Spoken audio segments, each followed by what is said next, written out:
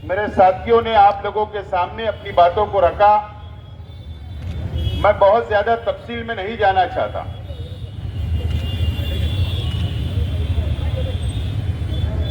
आज 7 तारीख है। माइनॉरिटी डिफेंस कमेटी ने 6 तारीख तक का वक्त दिया था एसआईटी को।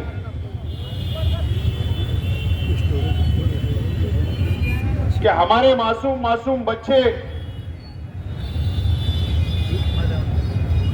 जिनको तालीम हासिल करना है अभी नए तालीमी साल से,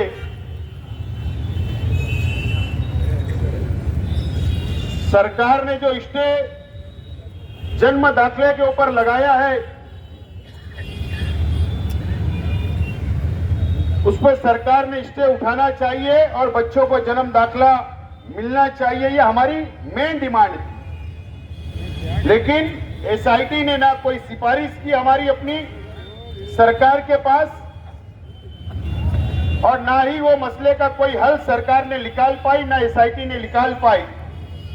और आज हम लोगों को यहां पर एहतजाजी धरना देना पड़ रहा है।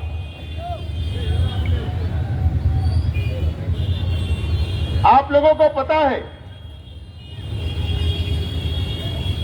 कि मालेगांव शहर को पार्लियामेंट के इलेक्शन से बदनाम करने की एक साजिश बीजेपी की तरफ से की जा रही है। किरीट सोमैया मालेगांव शहर के लिए कि यहां पर रोहिंग्या मुसलमान हैं, यहां पर बांग्लादेशी घुसे हुए हैं, इल्जाम लगाकर सरकार से मुतालबा करता है और सरकार 24 घंटे के अंदर 9 जनवरी को एसआईटी बना देती है और इंक्वायरी शुरू हो जाती है। 4000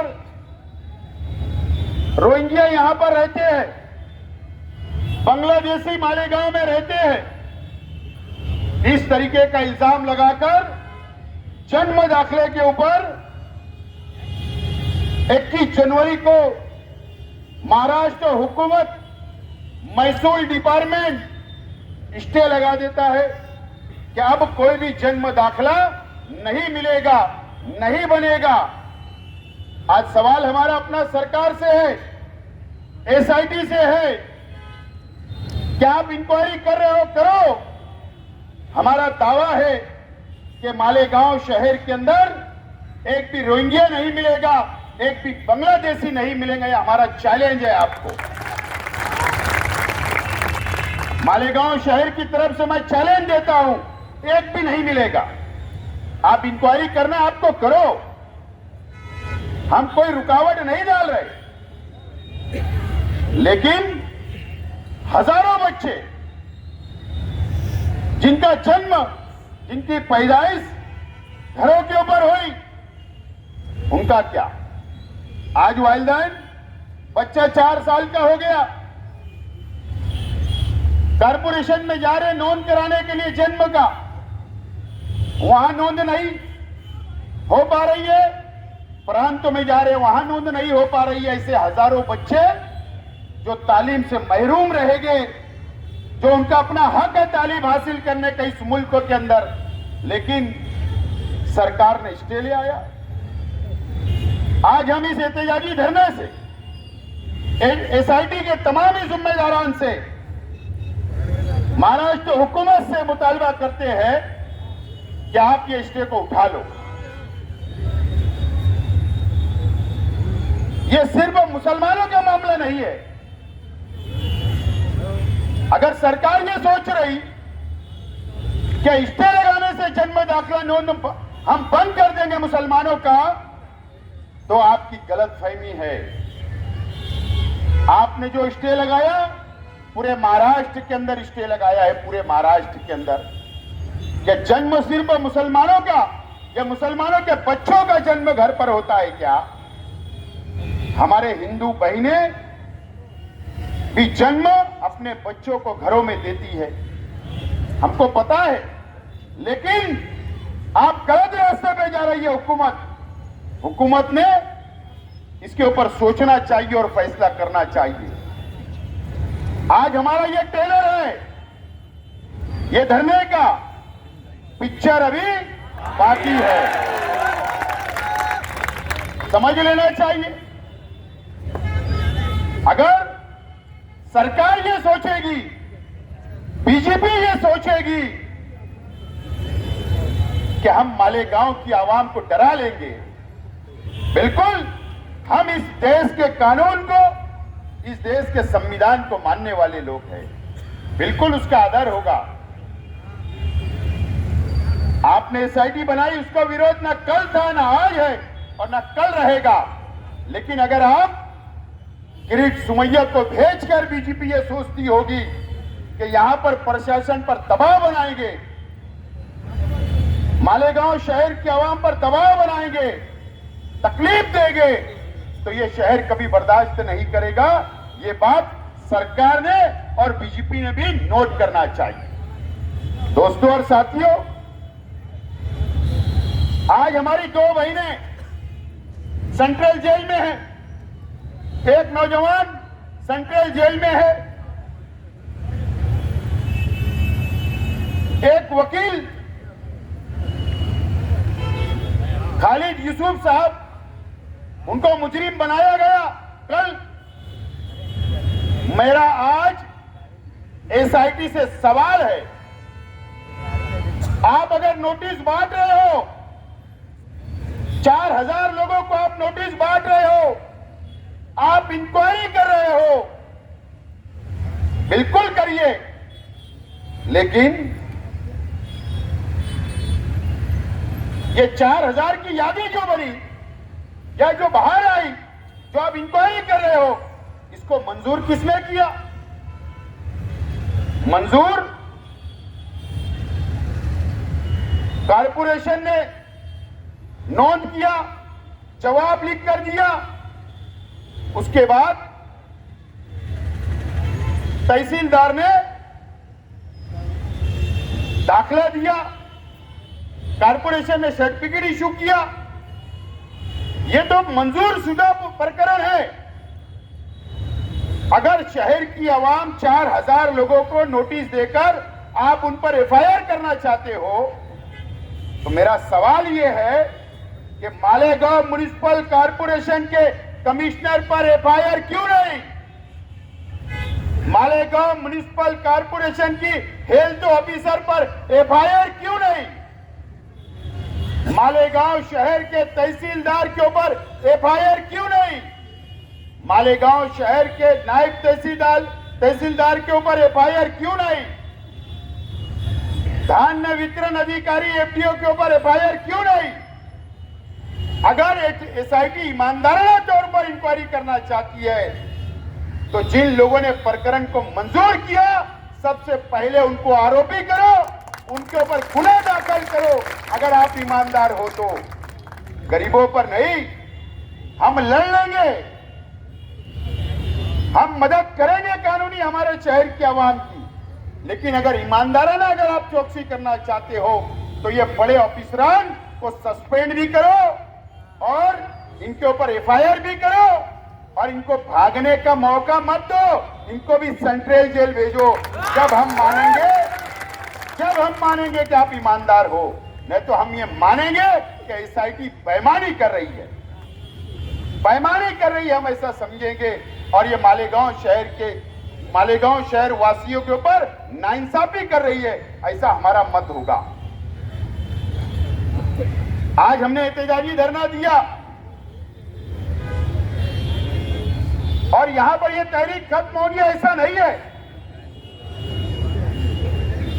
मुस्तकीम डिग्नेटी साहब और हमारे तमाम ही जिम्मेदारान ने यह तहरीक को आखिरी तक, जब तक एसआईटी रहेगी, जब तक एसआईटी की मुद्दत रहेगी, जब तक आखिरी दम तक हम लोग शहर की आवाम के साथ रहेंगे और लड़ते रहेंगे। ये फैसला हमने किया है। आज एहतजाजी धरना है, आइंदा हफ्ते पीर मंगल बुध को हम लोग एक वक्त की शक्ल के अंदर मुंबई जाएगी। और ये जो हमारा मुतालबा था, बच्चों को जन्म दाखिला मिलना चाहिए, साफ सुथरी इंक्वायरी होना चाहिए, मालेगांव को बदनामी से रोकना चाहिए, मालेगांव शहर वालों के साथ इंसाफ होना चाहिए, ये मुतालबा लेकर हम लोग मंत्रालय जाने वाले हैं। चाहे वजीर आला से मिलने की बात हो, चाहे नायब वजीर आला से मिलने की बात हो, या अधिकारियों से मिलने की बात हो, हम लोग मंत्रालय जाकर वहां पर हम लोग मेमोरेंडम देंगे और वहां पर हम ये डिमांड करेंगे कि हमारा मुतालबा जो बच्चों के दाखिले का है उसके ऊपर स्टे जो लगा है वो हटाया जाए और बच्चों को जन्म दाखिला मिलना चाहिए, और बाकी और मुतालबे हम लोग वहां पर जाकर करेंगे। और आइंदा शनिचर को, क्योंकि सबे बारात है जुमरात को, जुमा आएगा, आइंदा शनिचर को मुंबई की पूरी रुदात प्रेस के जरिए प्रेस कॉन्फ्रेंस लेकर हम शहर की आवाम के सामने रखेंगे हमारी बातों को, और उसी दिन आइंदा का लाएमल हम लोग तैयार करेंगे और ये लड़ाई को आगे बढ़ाएंगे पुरअमन तरीके से हम लोग आगे बढ़ाएंगे। दोस्तों और साथियों, मैं आज मालेगांव शहर की आवाम से अपील करता हूं कि मालेगांव शहर को बदनाम करने के लिए, मुसलमानों को बदनाम करने के लिए यह शहर को टारगेट किया जा रहा है। अभी मैंने देखा एक साथी ने हमें नोटिस बताई कि हमें भी बुलाना हुआ, कई लोगों को पुलिस स्टेशन से, कई लोगों को कारपोरेशन से फोन जा रहे हैं। बिल्कुल आप लोगों को घबराने की जरूरत नहीं है। आप लोग कल से जो राष्ट्रपति भवन है उसके नीचे पहले माले पर जो शेख रशीद चैरिटेबल फाउंडेशन का ऑफिस है वो सुबह से रात तक खुला रहेगा। वहां जिम्मेदारान बैठेंगे और समाजवादी पार्टी ऑफिस के ऊपर भी सुबह से लेकर रात तक वहां भी जिम्मेदारान बैठेंगे। शहर की आवाम, अगर किसी को नोटिस मिलती है, किसी को फोन आता है, तो आप शहर की आवाम हमसे राब्ता करें और राब्ता करने के बाद अब आप लोगों की रहनुमाई हम लोग करेंगे। लेकिन हम लोगों को इंक्वायरी का सामना करना है, हम लोगों को डरना नहीं है, हम लोगों को भागना नहीं है। ये शहर हमारा है, ये शहर को बचाने हम निकले हैं। यहां मैं कोई सियासी बात नहीं बोलना चाहता, ये शहर सब देख रहा है, समझ रहा है। शहर को ठग लिया गया, ये शहर समझ रहा है। लेकिन हमारी लड़ाई ईमानदाराना है, हम ईमानदारी से लड़ाई को हाथ में लिए हैं। एक प्लेटफॉर्म हमने तैयार किया और हम लोग ये लड़ाई को लड़ते रहेंगे। आज हमने ये टेलर बताया है, प्रशासन भी, हम एसआईटी के खिलाफ नहीं, लेकिन अगर हमारे पर जुल्म होगा, नाइंसाफी होगी, तो हम बर्दाश्त नहीं करेंगे। प्रशासन ये समझ ले कि हमने मुख्तसर नोटिस पर हमने ये एहतजाजी धरना किया, शहर की आवाम यहां पर पहुंची है, अपना एहतजाज दर्ज करवाया है। हो सकता जब ये तहरीक आगे बढ़ेगी तो हो सकता है हमें बड़ा आंदोलन का भी इशारा करना पड़े, ऐलान करना पड़े, तो हम करेंगे। तो प्रशासन से यही गुजारिश है, सबे बारात आ रही है, उसके बाद रमजान महीना शुरू हो जाएगा। पुलिस प्रशासन से मेरी रिक्वेस्ट है, मालेगांव शहर की एसआईटी अलग है, डिपार्टमेंट पुलिस डिपार्टमेंट अलग है। मैं शहर पुलिस डिपार्टमेंट से अपील करना चाहता हूं कि आप रमजान का एहतराम करें, सबे बारात का एहतराम करें। यह मजदूरों का शहर है, गरीबों का शहर है। ईद का सबसे बड़ा त्योहार हम मुसलमानों का आता है, उसके लिए हमको अव्वल से तैयारी करना पड़ता है। तो एहतराम हमारा भी किया जाए। हम भी संविधान को मानने वाले हैं, हम भी देश से प्यार करने वाले हैं, हम भी शहर से प्यार करने वाले हैं।